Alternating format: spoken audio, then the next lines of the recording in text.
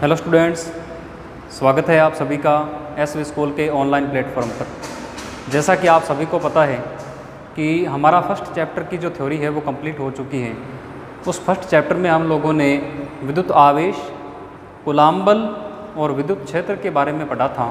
आज की क्लास में हम लोग विद्युत आवेश तथा विद्युत बल से संबंधित कुछ न्यूमेरिकल लेकर आए हैं, उन पर हम लोग क्या करते हैं, डिस्कस करते हैं। ओके, तो जैसा कि आप स्क्रीन पर देख पा रहे हो, हमारा जो फर्स्ट न्यूमेरिकल है वो ये है कि यदि किसी वस्तु को आवेशित करने पर उसका द्रव्यमान 9.1 नैनोग्राम बढ़ जाता है।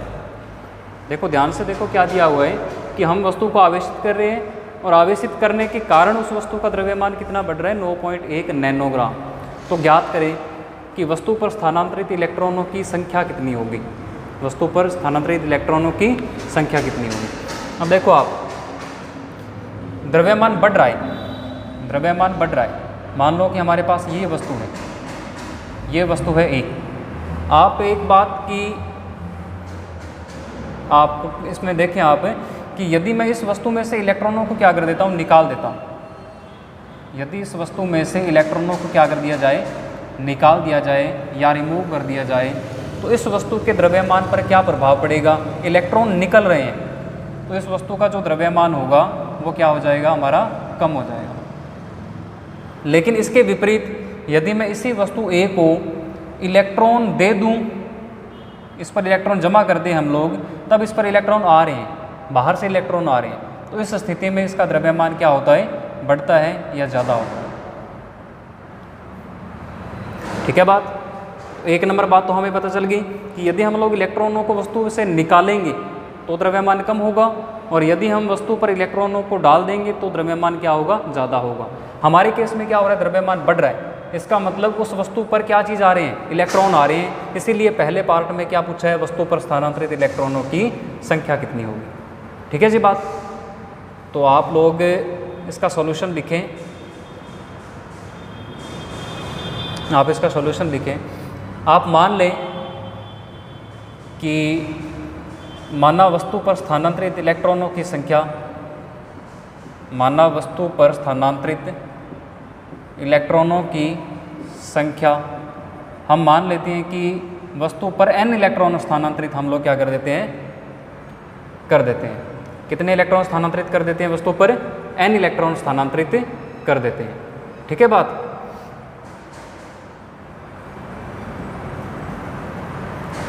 वेट ए मिनट,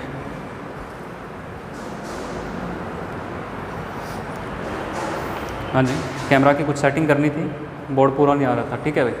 तो क्या किया हम लोगों ने, माना वस्तु पर स्थानांतरित इलेक्ट्रॉनों की संख्या कितनी है, n है, और इन n इलेक्ट्रॉनों के स्थानांतरण के कारण वस्तु के द्रव्यमान में वृद्धि, वस्तु के द्रव्यमान में वृद्धि, इसको आप लोग कितना मान लें, डेल्टा m मान लें।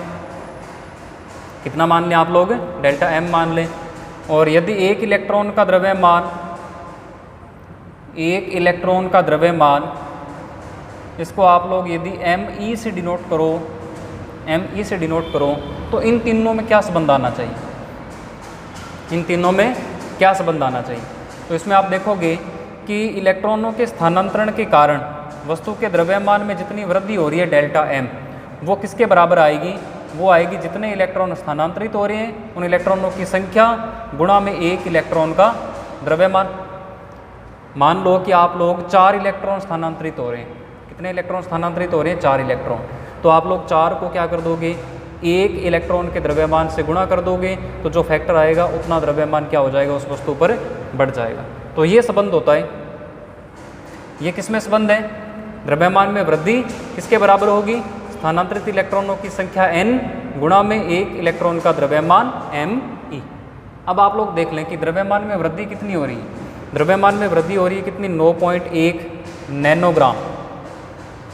डेल्टा m ये कितना है, 9.1 नैनोग्राम। नैनो आपको पता है कि 10 पावर -9 को बोलते हैं, तो 9.1 गुणा 10 पावर 9, नैनो को रिप्लेस कर दिया तो क्या बचा यहाँ पर, ग्राम, और आप इसको किलोग्राम में कन्वर्ट कर सकते हो। 9.1 गुणा 10 पावर -9 और 1 ग्राम होता है बराबर -10⁻³ किलोग्राम। तो जब आप इसको सॉल्व करोगे तो ये वैल्यू कितनी मिलेगी आपको 9.1 × 10⁻−12 किलोग्राम। इतनी द्रव्यमान में वृद्धि अपन लोगों को क्वेश्चन में दे रखी है। अब आप लोग देखें कि हमें फाइंड क्या करना है, स्थानांतरित इलेक्ट्रॉनों की संख्या। और ME क्या चीज़ है, एक इलेक्ट्रॉन का द्रव्यमान। ये आपको पता है कितना होता है, ये होता है 9.1 × 10⁻31 किलोग्राम। तो आप इस इक्वेशन का यूज करके क्या कर सकते हो, N की वैल्यू यानी कि स्थानांतरित इलेक्ट्रॉनों की संख्या ज्ञात कर सकते हो। तो N मैं यहाँ से बना लेता हूँ, कितना आएगा, द्रव्यमान में वृद्धि ΔM बटा में एक इलेक्ट्रॉन का द्रव्यमान ME। तो आप लोग क्या करोगे, 9.1 × 10⁻−12 किलोग्राम में आप लोग डिवाइड कर लोगे किसका, 9.1 × 10⁻−31 किलोग्राम। तो किलोग्राम से किलोग्राम क्या कर दिया, कैंसिल। अब ये फैक्टर आएगा, क्या आएगा, स्थानांतरित इलेक्ट्रॉनों की संख्या, मतलब एक नंबर आएगा, फिक्स नंबर। 9.1 से 9.1 कैंसिल कर दो तो बना कितना, 10⁻−12, और ये 10⁻−31 ऊपर जाकर के बना 10⁻+31। 31 में से आप लोग 12 घटा दें, कितना बच जाएगा भाई, 31 में से 12 घटा दें तो ये बचेगा 10⁻19 इलेक्ट्रॉन, 10⁻19 इलेक्ट्रॉन। तो यदि आपके पास द्रव्यमान में वृद्धि हो रही है 9.1 नैनोग्राम, तो इसका मतलब वस्तु पर कितने इलेक्ट्रॉन स्थानांतरित हो रहे हैं, 10⁻19 इलेक्ट्रॉन। इसका स्क्रीनशॉट ले लें।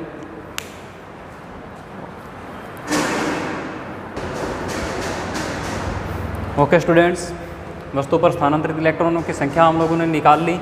अब हम दूसरे पॉइंट पर चलते हैं, वस्तु पर आवेश की प्रकृति और परिमाण। वस्तु पर आवेश की प्रकृति और परिमाण। तो हमें एक नंबर पार्ट से ये पता चलता है कि वस्तु पर स्थानांतरित इलेक्ट्रॉनों की संख्या। तो आप सीधा समझ सकते हो कि यदि किसी वस्तु पर इलेक्ट्रॉन आएंगे तो इसका मतलब कौन सा चार्ज आएगा, नेगेटिव चार्ज आएगा।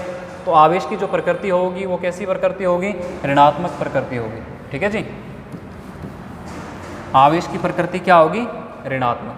तो आप इसको डायरेक्ट लिख लें, आवेश की प्रकृति क्या होगी, ऋणात्मक। क्यों ऋणात्मक होगी, क्योंकि वस्तु पर इलेक्ट्रॉन स्थानांतरित हो रहे हैं और इलेक्ट्रॉनों पर कैसा चार्ज होता है, नेगेटिव चार्ज होता है। अब हमें आवेश का परिमाण भी फाइंड करना है कि यदि इस पर मान लो कि स्थानांतरित इलेक्ट्रॉनों की संख्या कितनी है, हमारे पास 10⁻19 इलेक्ट्रॉन स्थानांतरित हो रहे हैं, तो इस पर जो आवेश आएगा वो कितना आएगा, उसको कैलकुलेट करना चाहते हैं। तो हमारे पास आवेश का क्वांटमीकरण नियम है, आवेश का क्वांटमीकरण नियम है। वो क्वांटमीकरण क्या नियम बोलता है अपना, कि किसी वस्तु पर आवेश का परिमाण बराबर होता है पूर्ण गुणज, किसका पूर्ण गुणज, मूलभूत आवेश यानी कि E का पूर्ण गुणज। ठीक है बात। तो इसके आगे हम लोगों ने प्लस माइनस लगाया था। यदि इलेक्ट्रॉन स्थानांतरित हो रहे हैं तो आप नेगेटिव लिखोगे, और यदि प्रोटॉन स्थानांतरित हो रहे हैं तो क्या लिखोगे आप लोग, पॉजिटिव। और E क्या चीज़ था हमारा, E था फंडामेंटल चार्ज। इलेक्ट्रॉन है तो -1.6 × 10⁻−19 कूलम, इतना चार्ज। और N की वैल्यू अपने को गिवन है, फर्स्ट नंबर पॉइंट से हम लोगों ने निकाली 10⁻19 इलेक्ट्रॉन। तो आप लोग इस फॉर्मूले को लगाएं, क्यों बराबर कितना आ जाएगा, इलेक्ट्रॉन स्थानांतरित हो रहे हैं तो मैं कौन सा चिन्ह यूज करूँगा, माइनस चिन्ह यूज करूँगा। N का मान कितना है, 10⁻19 गुणा E का मान कितना आपको मैंने बताया, 1.6 × 10⁻−19। तो आप लोग क्या करें, 10⁻−19 को +19 से क्या कर दें, कैंसिल कर दें। तो बचेगा कितना भाई, 1.6, क्या is equal to -1.6 coulomb. Minus चिन्ह क्या प्रदर्शित करता है, माइनस चिन्ह ये प्रदर्शित करता है कि जो आवेश आएगा, आवेश की प्रकृति कैसी होगी, आवेश की प्रकृति कैसी होगी, ऋणात्मक प्रकृति होगी। यानी कि वस्तु पर क्या स्थानांतरित होंगे, इलेक्ट्रॉन स्थानांतरित होंगे। इसको आप लोग नोट कर लें बढ़िया तरीके से।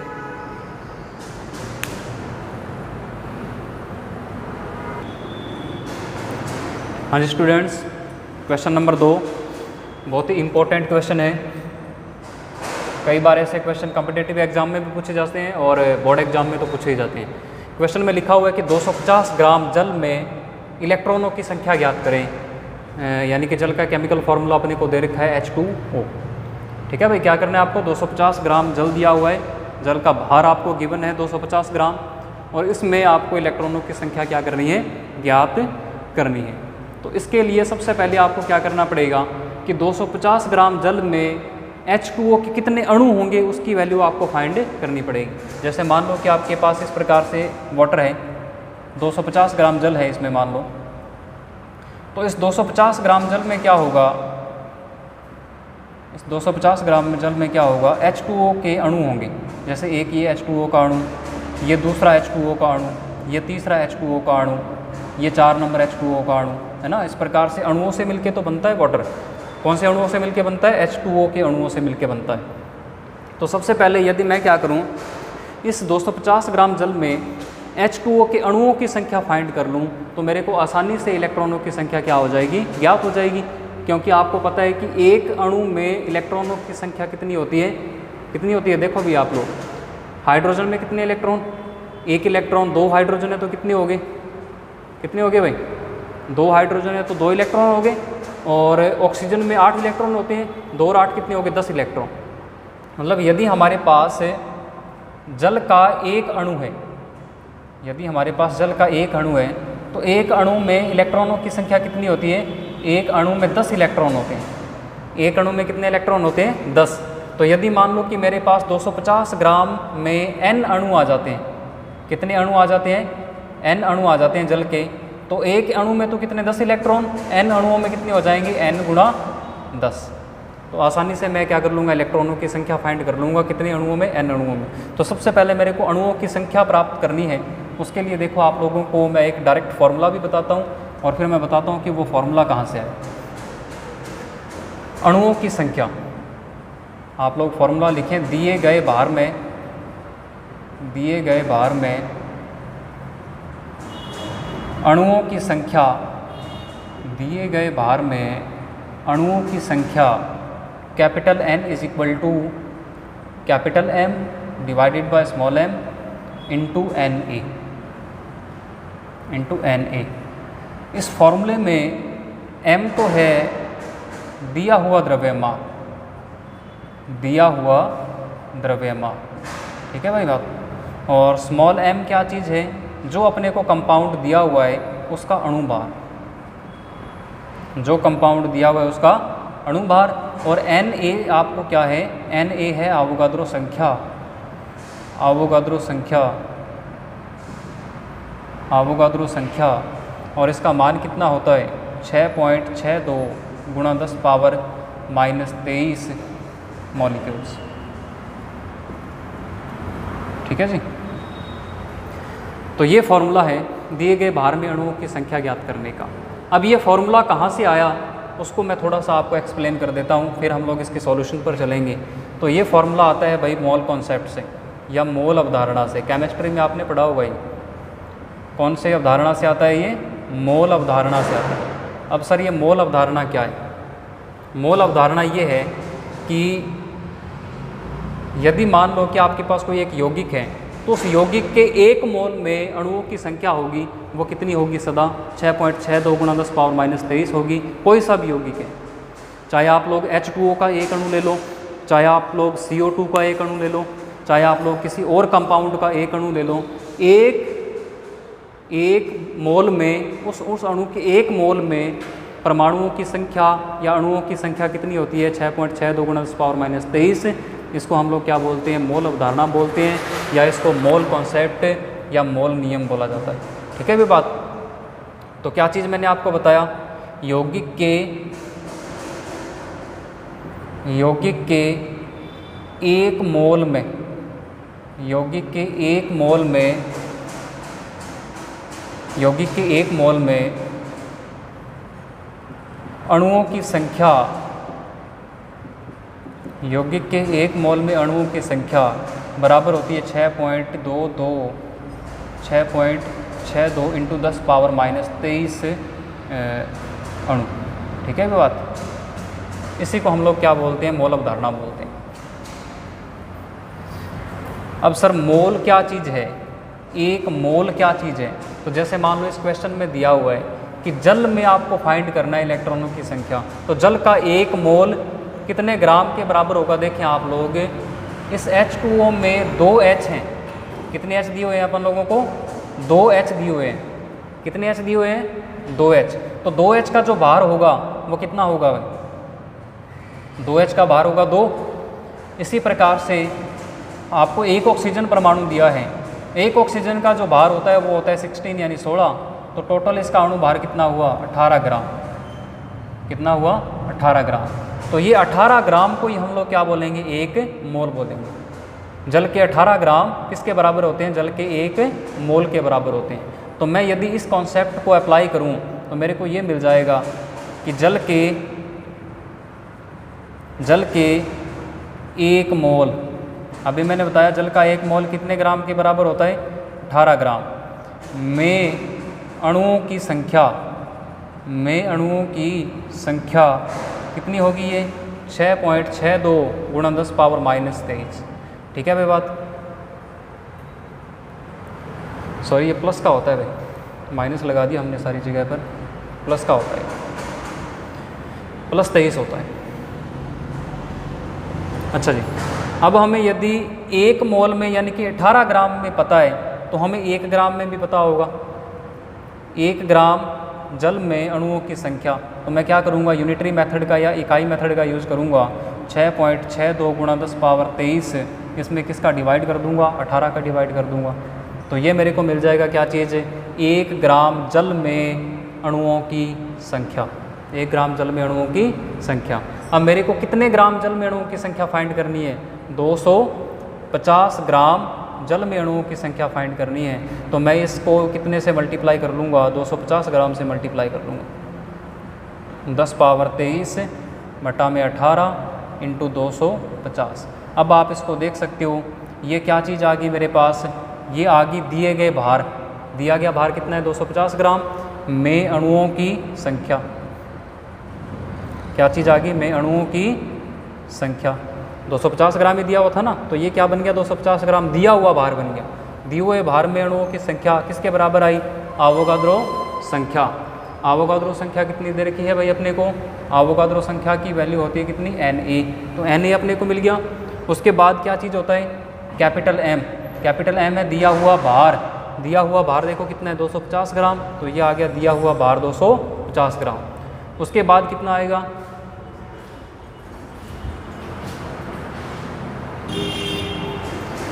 तो आप देख सकते हो कि ये वाला जो हमारा फार्मूला है ये इस फार्मूले के साथ बिल्कुल मैच कर रहा है। आवोगाद्रो संख्या की जगह आवोगाद्रो संख्या पड़ी है। कैपिटल M क्या चीज़ था हमारा, दिया हुआ द्रव्यमान था, तो दिया हुआ द्रव्यमान पड़ा है। और डिवाइड में क्या चीज़ था हमारा, डिवाइड में था हमारा चीज़ अणुभार, तो हमारा जल का अणुभार 18 पड़ा है। इसीलिए मैंने ये फार्मूला आपको पहले बता दिया था। तो सिर्फ आपको क्या करना है, सिर्फ आपको इस फार्मूले में वैल्यूज़ पुट करने हैं और वैल्यू को निकालना है कि कितना आएगा। बस ये चीज़ आप लोग ध्यान रख लें कि जल का जो अणुभार है वो 18 कैसे आया, क्योंकि हाइड्रोजन का 2 होता है, एक हाइड्रोजन का 1, तो 2 हाइड्रोजन का 2, एक ऑक्सीजन का कितना होता है 16, 16 और 2 कितने बन जाते हैं हमारे पास 18 ग्राम। और M तो आपको दिया हुआ ही है, तो आप N की वैल्यू को कैलकुलेट कर लें पहले। N आएगा अपना 250 डिवाइड 18 इंटू 6.62 इंटू 10 पावर 23। इतने मॉलिक्यूल्स अपने पास या इतने अणु आ गए, ठीक है भाई, इतने अणु आ गए। अब मैंने आपको बताया था कि जल के एक अणु में, जल के एक अणु में इलेक्ट्रॉनों की संख्या, जल के एक अणु में इलेक्ट्रॉनों की संख्या ये मैंने आपको बताई थी 10, क्योंकि 2 हाइड्रोजन में हो गए, दोनों हाइड्रोजन में 2 और एक ऑक्सीजन में 8, 8 और 2 10 कितने हो गए, 8 और 2 कितने हो गए 10 इलेक्ट्रॉन। अब 10 इलेक्ट्रॉन कितने अणुओं में, एक अणु में, और अपने पास अणु कितने हैं, ये वाले अणु हैं। तो टोटल इलेक्ट्रॉन कितने हुए 250 ग्राम में इलेक्ट्रॉनों की संख्या, 250 ग्राम में इलेक्ट्रॉनों की संख्या Ne का मतलब इलेक्ट्रॉनों की संख्या। तो ये कितनी आ जाएगी, N को आप लोग किससे गुणा कर दें, इस पूरे फैक्टर से गुणा कर दें। N को आप लोग किससे गुणा कर दें, 10 से गुणा कर दें। N की वैल्यू कितनी है 250 बटा में 18 इंटू 6.62 इंटू 10 पावर 23 इंटू 10। इसको आप हल कर लें तो वो क्या मिलेगा आपको, 250 ग्राम में इलेक्ट्रॉनों की संख्या मिल जाएगी। ठीक है भाई, इसको आप लोग कर लें नोट।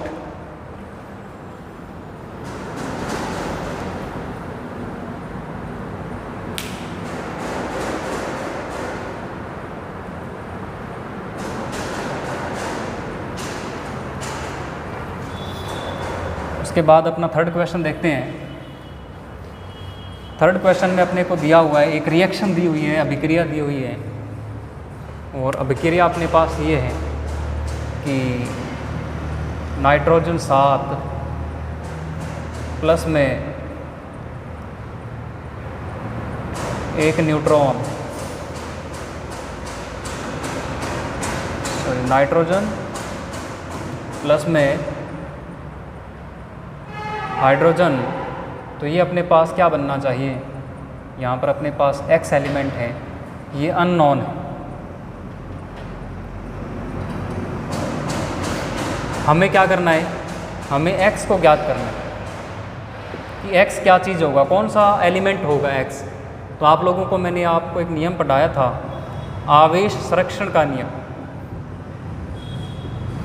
आवेश संरक्षण का नियम, आवेश संरक्षण का नियम क्या बोलता है कि किसी भी विलगित निकाय का कुल आवेश सदा क्या रहता है, नियत रहता है, वो चेंज नहीं होता।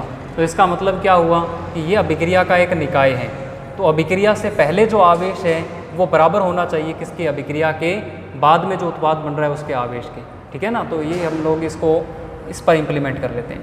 तो यदि मैं ये अभिक्रिया पर लगाऊंगा तो यहाँ पर क्या आना चाहिए, अभिकारकों का आवेश बराबर आना चाहिए किसके, उत्पाद के आवेश के, तभी हम लोग किसको एप्लीकेबल कर पाएंगे, आवेश संरक्षण का नियम, यही होता है। तो आप लोग देखो अभिकारक साइड कितना आवेश है, इस पर कितने प्रोटॉन, 7 प्रोटॉन, हाइड्रोजन पे कितने प्रोटॉन, 1 प्रोटॉन। तो इधर साइड का टोटल आवेश कितना हुआ, 7 + 1 कितना हुआ, 8। तो इधर साइड भी उत्पाद का आवेश भी कितना होना चाहिए, उत्पाद का आवेश ये भी कितना होना चाहिए, 8 प्रोटॉन के बराबर होना चाहिए। कितने प्रोटॉन के बराबर होना चाहिए, 8 प्रोटॉन के बराबर। तो अब आप देख लो कि 8 प्रोटॉन किस में होते हैं, 8 प्रोटॉन किसके अंदर होते हैं, तो 8 प्रोटॉन होते हैं भाई ऑक्सीजन के अंदर। किसके अंदर होते हैं, ऑक्सीजन के अंदर। तो X हमारा क्या चीज़ होगा, ऑक्सीजन परमाणु होगा। इसको आप लोग नोट कर लें, सिंपल सा क्वेश्चन है बिल्कुल ही, एक आधे नंबर में पूछा जा सकता है। बाकी के न्यूमेरिकल हम लोग नेक्स्ट वीडियो में देखेंगे, ठीक है।